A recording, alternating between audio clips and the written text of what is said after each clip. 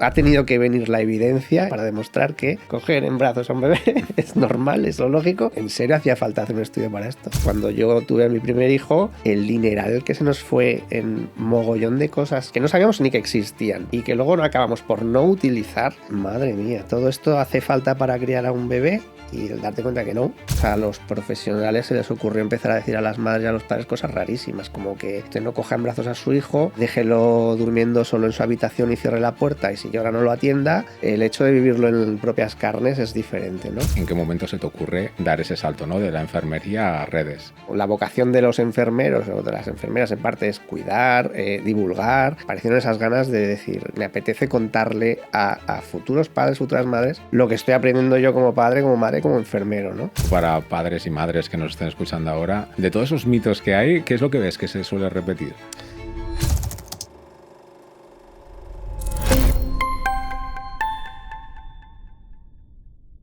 Bienvenidos y bienvenidas a Ideas que Vuelan, el podcast de Somos Peces Voladores. Hoy tenemos con nosotros a un invitado que no necesita mucha presentación. Tenemos a una persona que es enfermero pediátrico, padre de 3 hijos y es Armando Bastida. Hola, Armando. Hola, muy buenas.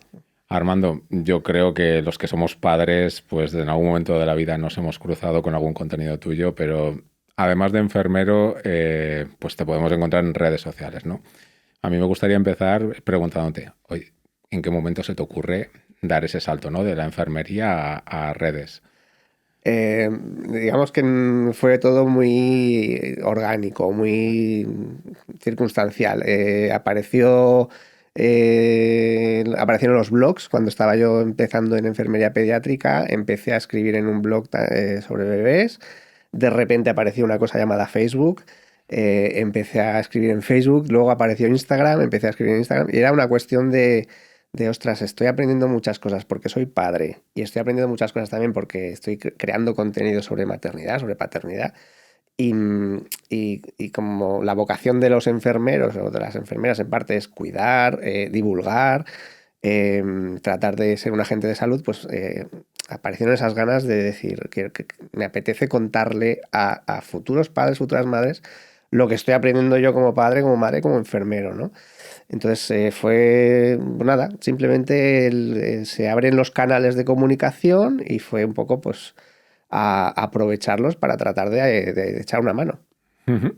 Realmente ha sido entonces algo muy altruista, ¿no? De esto ha pasado ya algún tiempo, ¿no? ¿En qué momento empezaste y un poco cómo ha sido esa evolución? Sí, pues mira, mi primer hijo nació en 2006 y yo diría que empecé a escribir en los blogs 2007-2008 más o menos, y Facebook no me acuerdo cuándo apareció, pero si fue 2010, que no me acuerdo, pues en 2010 ya estaba yo escribiendo cositas para Facebook.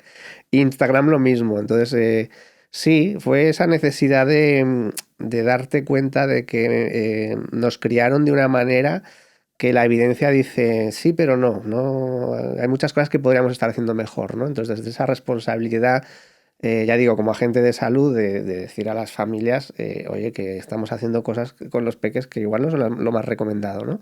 Esas diferencias, esa evidencia que iba apareciendo, ponerla a disposición de las familias. Has dicho varias veces, y si no, corrígeme, que has aprendido más como padre que como enfermero, ¿no? ¿Cuál ha sido, pues, quizás la enseñanza más dura o el aprendizaje que más te ha sorprendido, ¿no?, en este tiempo? Bueno, solo decir eso, ¿no? Que al final había mucha gente que me decía, ostras, Armando, cuando tenía un hijo, escribe un libro. Y digo, no, que solo tengo un hijo. Entonces, cuando tenía 2, Armando, escribe un libro, que me gusta mucho lo que escribe. Digo, no, que solo tengo 2. Ya cuando tuve 3, pues dije, ahora me atrevo a poder escribir un libro porque creo que puedo cerrar un poco el círculo y tener todas las vivencias diferentes, ¿no? Porque al final un peque te genera muchísimos retos. Pero el tener otro y otro más, ¿no? Creo que todos los retos posibles, o prácticamente todos, me dan esa posibilidad de poder ya decir con tranquilidad, lo he vivido, ¿no? Claro que como enfermero, como un médico, un ginecólogo, etcétera, ginecóloga, hablar de algo que no lo has vivido, te puedes poner en el lugar, puedes ofrecer conocimiento, puedes hacer una prospección de lo que ves que viven las familias, ¿no? Pero el hecho de vivirlo en propias carnes es diferente, ¿no? Aprendizaje, lo cansado que puede llegar a ser tener hijos en el siglo que estamos, en el 2025, y mantener un trabajo y mantener la casa de pie y darte cuenta de que a veces no vives, sino que sobrevives. Ujú. Pero a pesar de eso, encuentras momentitos bonitos de decir, o sea, y aun con todo vale la pena, ¿no? Una vez me dijeron, ¿cómo resumirías esto de la paternidad? Dije, un precioso caos. Ujú. Es bonito, ¿eh? Un precioso caos. A ver, sabemos que tienes una comunidad detrás muy grande. En Instagram tienes 300.000 seguidores. O sea que a partir de esa historia que tienes en primera persona, estás atrayendo a una comunidad bastante grande, ¿no? ¿Cómo es gestionar? Porque eres padre de tres, tienes una comunidad detrás. ¿Cómo te organizas, ¿no? O sea, ¿cómo es tu día a día? A mí me gustaría saber, oye, me levanto por la mañana y qué pasa, ¿no? Bueno, como buenamente se puede. Al final vas arañando horas al reloj de no sabes muy bien en cómo ni dónde, pero es ir haciendo. Y si un día puedes más, pues haces más, y si un día puedes menos, haces menos. Pero siempre buscando esos ratitos para tanto para la familia como para la gente que espera que les generes el contenido. Es verdad que como escribí en el blog que te comento, y escribí mucho, mucho, mucho en su momento, aprovecho mucho de lo escrito, lo reescribo, lo actualizo y tal y cual, entonces aprovecho mucho contenido ya que tengo hecho, o simplemente las ideas, ¿no? Aquello de, bueno, que escribo hoy. Digo, ¿qué escribí en 2014? Pues mira, escribí sobre esto, es verdad, voy a retomar el tema.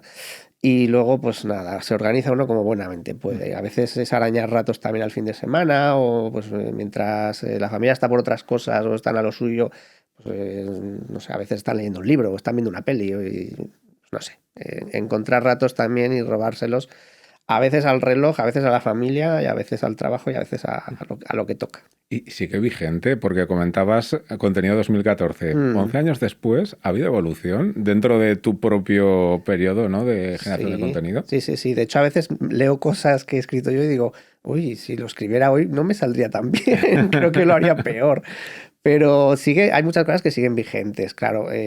Obviamente si es algo más médico o que tiene una evidencia y hay estudios que van avanzando y tal, pues no me atrevería a repetirlo, pero hablar de respeto, hablar de cariño, hablar de comportamientos de madres, padres para con los peques, de sostenerlos en brazos, etcétera, etcétera, eso no caduca, es que eso es de toda la humanidad, hasta que hace 100 años a los profesionales se les ocurrió empezar a decir a las madres y a los padres cosas rarísimas, como que usted no coja en brazos a su hijo, déjelo durmiendo solo en su habitación y cierre la puerta, y si llora no lo atienda, y tiene que pasar un buen rato en el balcón para que le dé el aire mientras usted está haciendo no sé qué cosas, ¿no? Entonces, es un poco el retornar a... nos hemos pasado 3 pueblos con los consejos, y esto ya, o sea, es vigente desde el principio de la humanidad, lo de cuidar de un bebé sosteniéndolo en brazos. eh, Ha tenido que venir la evidencia y han tenido que hacer estudios para demostrar que coger en brazos a un bebé es normal, es lo lógico y es lo adecuado. ¿Qué dices? ¿En serio hacía falta hacer un estudio para esto? Sí. Bueno, hay ciclos, ¿no? Porque como casi todo en la historia, pues de repente hay una tendencia que dice que se hace de una manera, después otra, ¿no? ¿Y esta ha llegado para quedarse o tú crees que ahí hacia adelante va a cambiar? No lo sé, no lo sé porque al final detrás de cada persona o suceso vital hay toda una estrategia de empresas, etcétera, etcétera, que dicen aquí puede haber una necesidad que igual no existe todavía, ¿no? Yo no sé si te ha pasado a ti, pero cuando yo tuve a mi primer hijo y nos plantamos en la tienda y dijimos, hola, vamos a tener un hijo, no tenemos ni idea de lo que necesitamos, el dineral que se nos fue en mogollón de cosas que no sabíamos que no sabíamos ni que existían, para empezar, que acabaron en casa y que luego no acabamos por no utilizar, fue aquello de, madre mía, todo esto hace falta para criar a un bebé, y el darte cuenta que no, que en realidad no.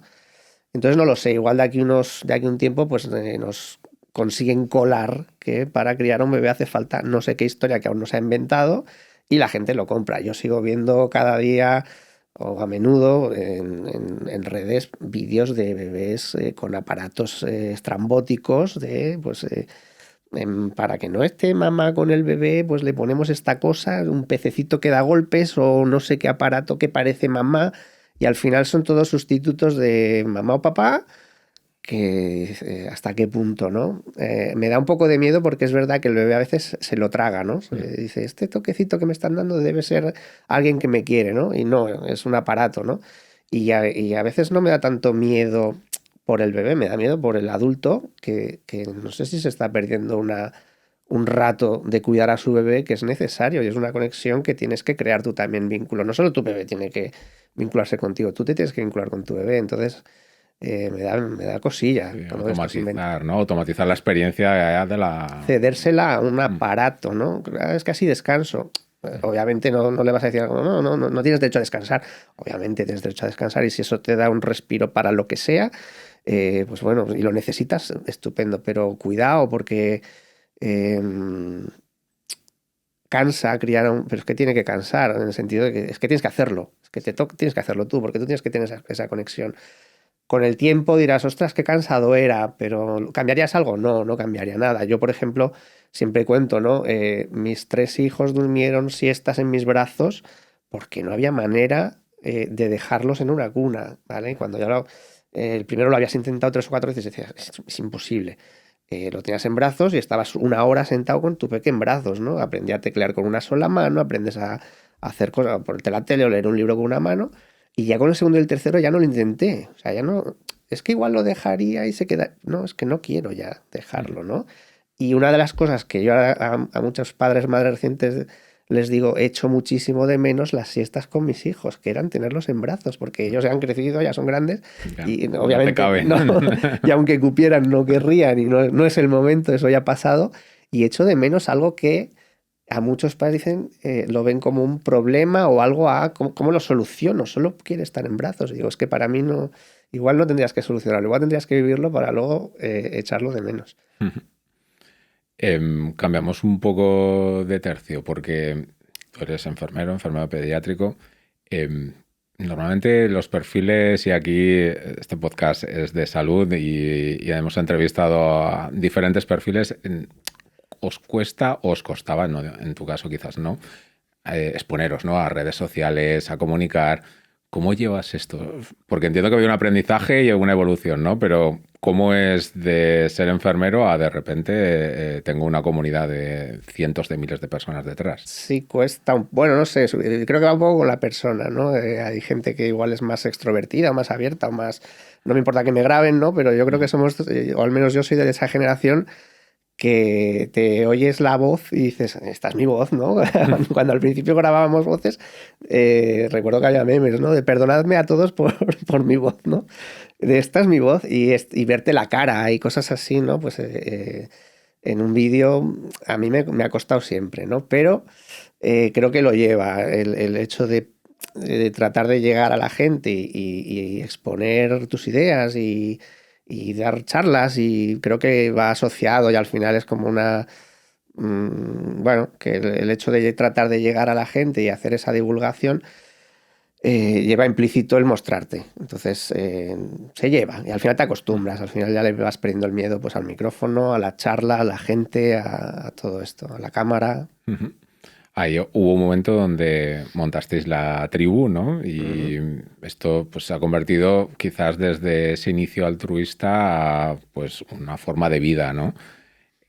¿Qué te anima a dar este salto? O sea, ¿en qué momento dices, mira, es que ya no, el altruismo está fenomenal, pero llega un momento que no me cabe la vida o no me cabe más vida ayudando a gente? Claro, a mí me pasaba un poco lo que imagino que a la mayoría de profesionales que aparecen en redes les acaba pasando, ¿no? Pues haces un poco de divulgación, hablas de los temas de los que más sabes y tratas de ayudar a las familias y las familias dicen, ostras, me está ayudando lo que me dices, aplícamelo a mi caso, ¿no? Entonces te mandan mensajes privados, vale, esto que has explicado, muy bien, pero es que mi bebé de 8 meses le pasa esto, pero...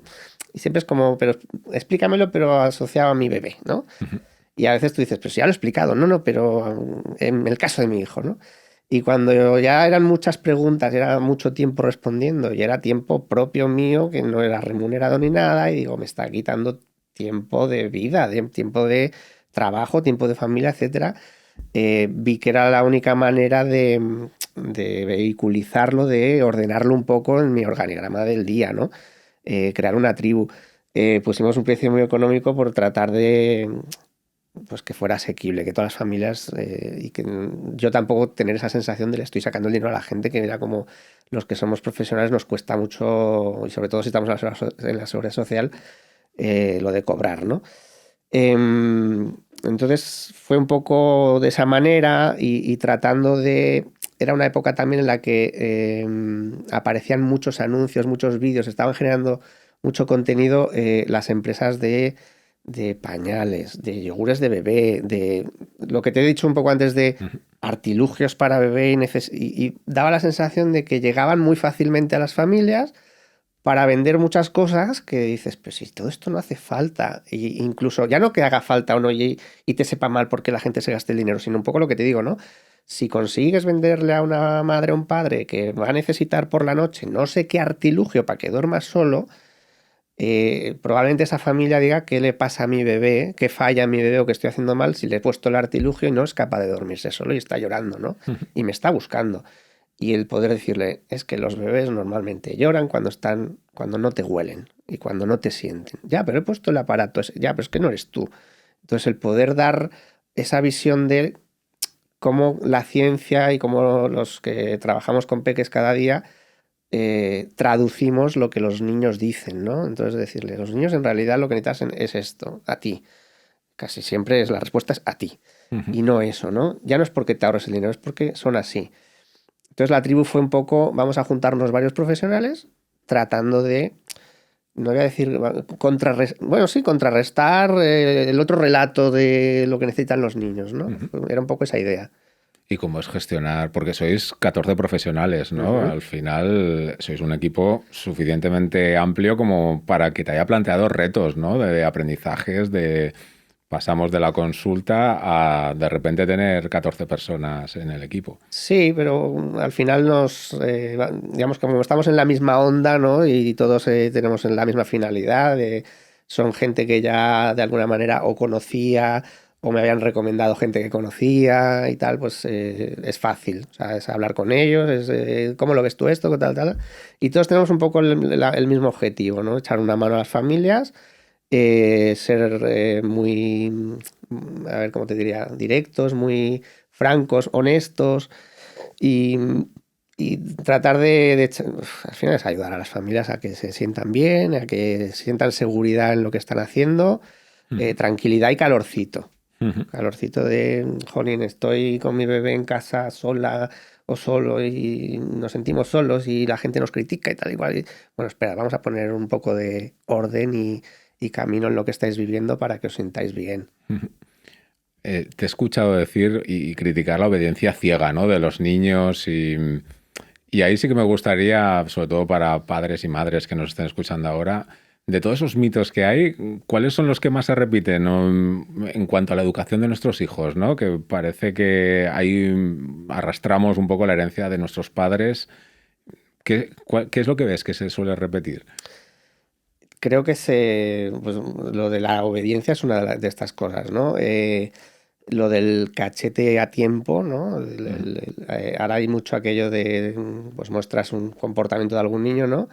Y ahí siempre hay varios comentarios de una torta a tiempo que le hubieran dado a este niño y esto estaba solucionado, ¿no? Eh, que en 2025 se siga hablando de este tema muestra que nos falta todavía comprender cómo son los niños, que es verdad que son criaturas que estamos educando y criando, pero que son personas de hecho y de derecho, y que tú no puedes pegarle a un niño. O sea, ¿cuándo puedo pegarle a un niño? En las mismas situaciones en las que puedas pegarle a tu mujer, a tu jefe o a tu compañero de trabajo. No, pero es que al niño lo estoy educando. Pues precisamente porque a tu hijo lo estás educando, con más razón no tienes que pegarle.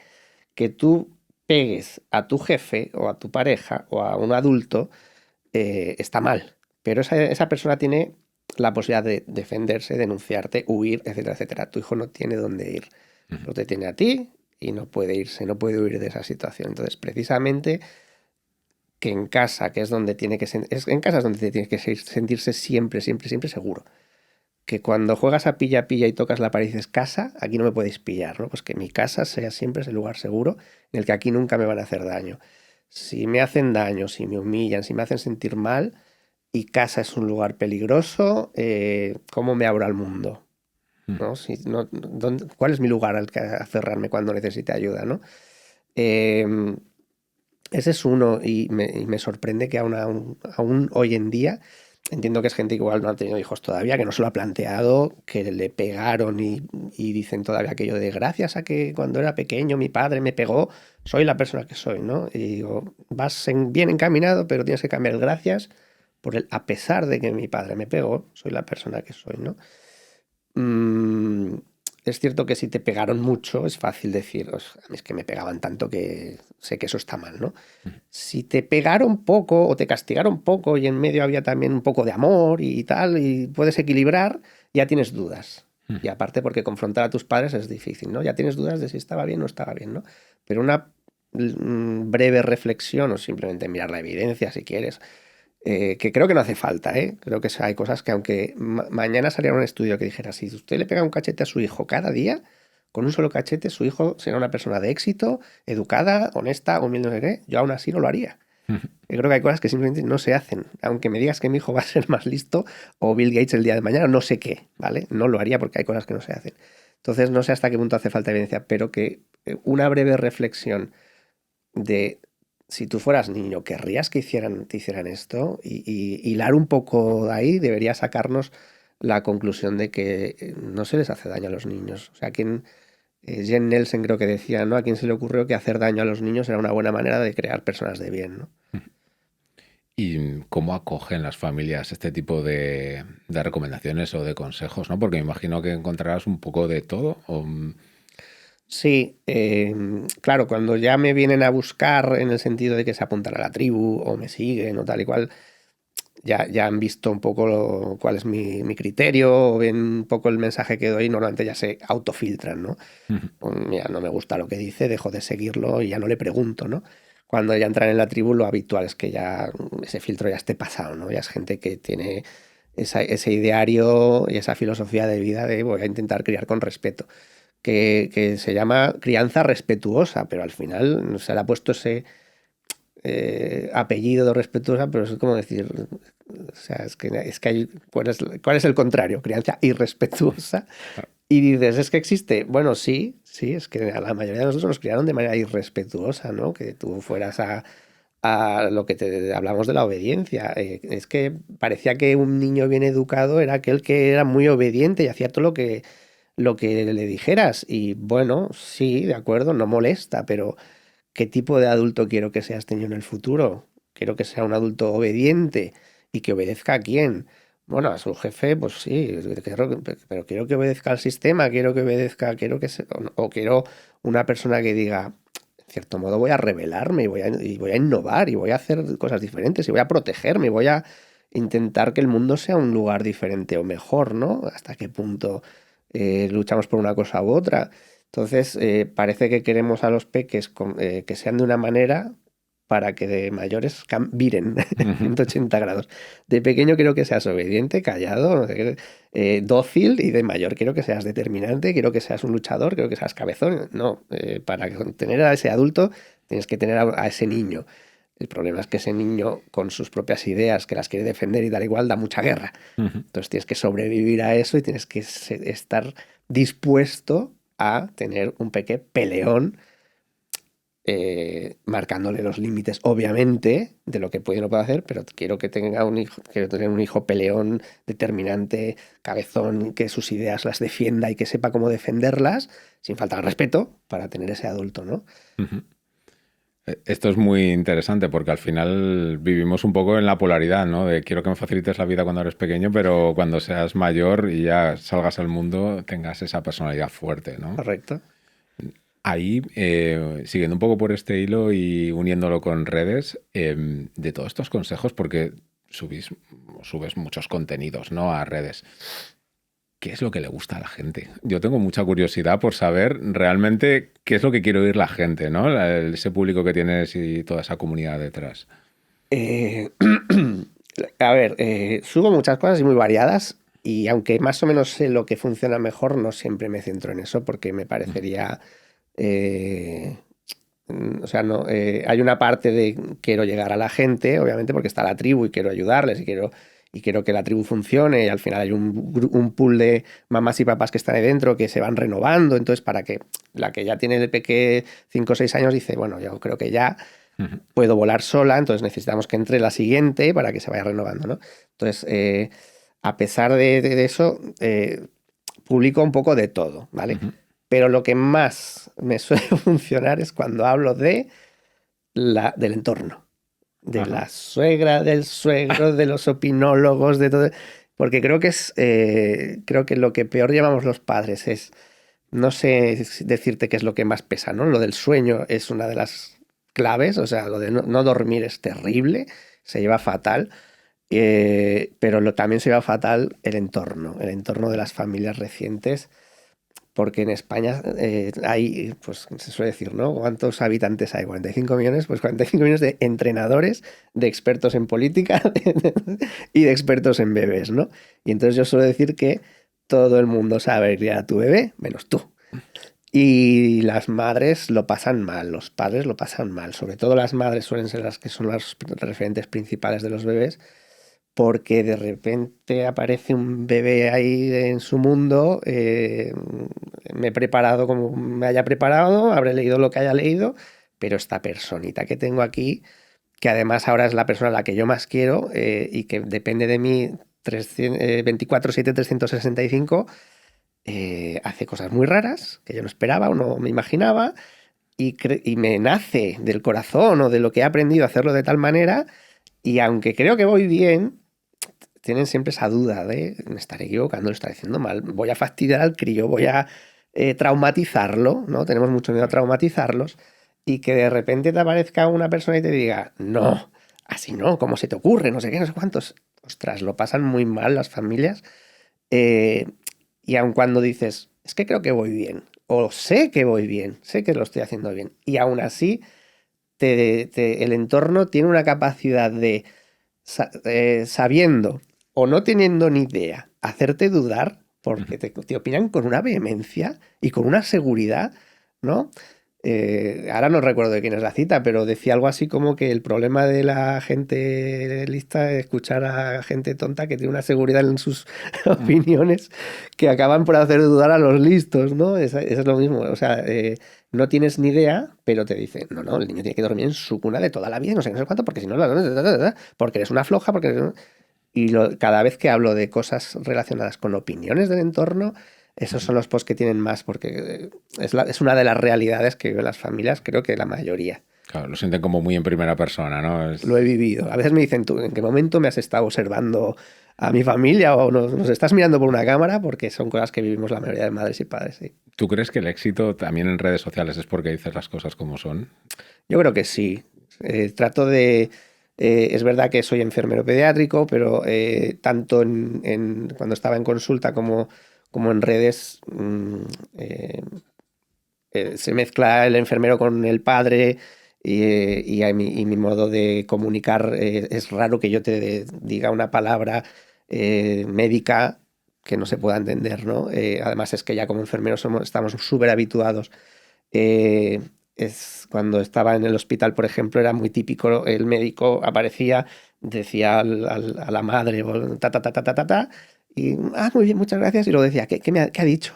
Entonces nosotros éramos los traductores de lo que ha dicho, porque no he entendido la mitad de lo que ha explicado, ¿no? Bueno, es que es médico y hay médicos más cercanos, hay otros menos cercanos, o más hábiles o menos hábiles en la comunicación. Bueno, le ha dicho tal, tal, tal. Entonces te lo traduzco al cristiano de la persona llana, ¿no? Entonces trato siempre de ser llano también a la hora de comunicar y que se entienda, ¿no? Mucha gente dice, jo, me encanta escucharte, me encanta leer lo que escribes porque no me estás diciendo nada que yo no sepa, pero necesitaba que alguien me lo dijera.